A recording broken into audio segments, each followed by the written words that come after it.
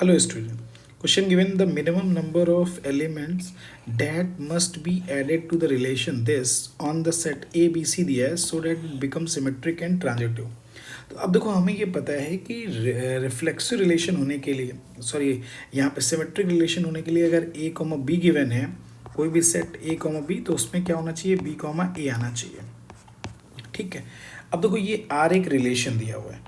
Are एक relation दिया हमारे पास जो एलिमेंट्स हैं वो कौन कौन से हैं ए कॉमा बी दिया हुआ है और बी कॉमा सी ये एलिमेंट्स दिए हुए हैं. अब देखो अगर हमको इसको सिमेट्रिक करना है तो बी कॉमा ए तो चाहिए ही चाहिए और सी कॉमा बी भी चाहिए.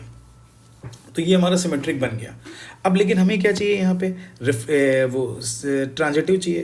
तो ट्रांजिटिव में अगर ए कॉमा बी है बी कॉमा ए से बात करेगा तो हमारा क्या आ जाएगा ए कॉमा ए आएगा कि नहीं आएगा ए कॉमा बी कॉमा ए से यानी ए कॉमा बी कॉमा ए से बात करेगा तो कितना आ जाएगा आपका ए कॉमा ए आ जाएगा. तो ए कॉमा ए होना कंपलसरी हो गया तो ए कॉमा ए आ गया हमारा. ठीक है. अब देखो नेक्स्ट क्या दिया हुआ है बी कॉमा सी.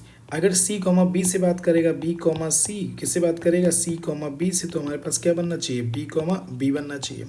तो हमारे पास बी कॉमा बी भी होना चाहिए. ठीक. अब देखो ये आ गया इधर से देखो ये सी कॉमा बी कॉमा सी से बात करेगा नहीं पहले सी कॉमा बी लिख दे रहे हैं फिर बी कॉमा सी लिख दे रहे हैं तो ये बात करेगा तो ये कितना बन जाएगा सी कॉमा सी बन जाएगा. तो ये भी होना चाहिए सी कॉमा सी भी हमारे पास आना चाहिए. ठीक. अब ये हमारे पास बात आ गई. हाँ अब देखो जैसे क्या दिया हुआ अब जब ये एलिमेंट्स हमने ऐड कर दिया तो देखो सी कॉमा बी ने किससे बात कर ली बी कॉमा ए से बात कर ली तो क्या बना दिया सी कॉमा ए बना दिया. तो सी कॉमा ए नहीं था तो हमें करना पड़ेगा. तो हमने सी कॉमा ए क्या कर दिया ऐड कर दिया. अगर हमने सी कॉमा ए ऐड कर दिया तो ये ए कॉमा सी भी होना चाहिए.